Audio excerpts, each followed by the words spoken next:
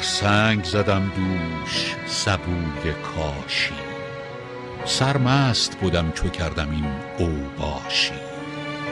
با من به زبان حال می گفت سبو، من چون تو بودم تو نیز چون من باشی.